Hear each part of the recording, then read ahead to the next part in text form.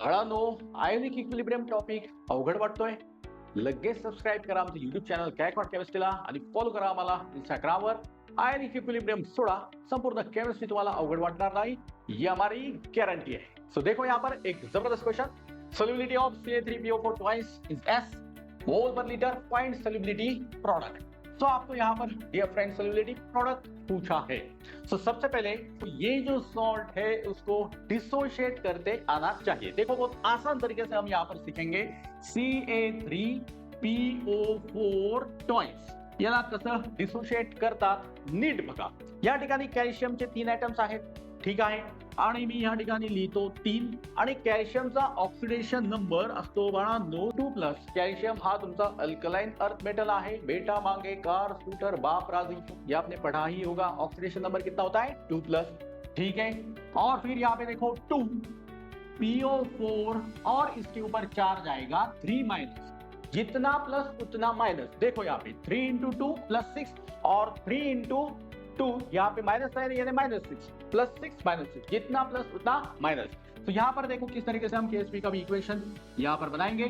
So number of moles देखो यहाँ पर 3 है, तो इसकी सोल्युबिलिटी को हम यहाँ पर लिखेंगे 3s.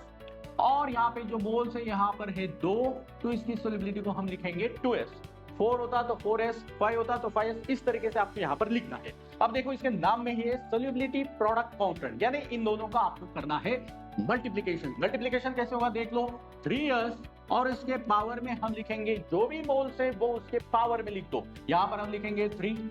अब यहाँ पे देखो 2s, इसके पावर में जाएगा ये आपका 2. मान लो यहाँ पे 3 होता तो पावर में आ जाता 3, 4 होता तो पावर में आ जाता 4. इस तरीके से अब 3s का क्यूब अगर हम करेंगे तो 3 का क्यूब होता है 27 s क्यूब और 2 का स्क्वायर होता है 4s².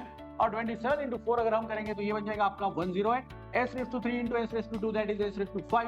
और इस तरीके से आपको आई थिंक फाइनल आंसर मिल गया है, दैट इज ऑप्शन डी.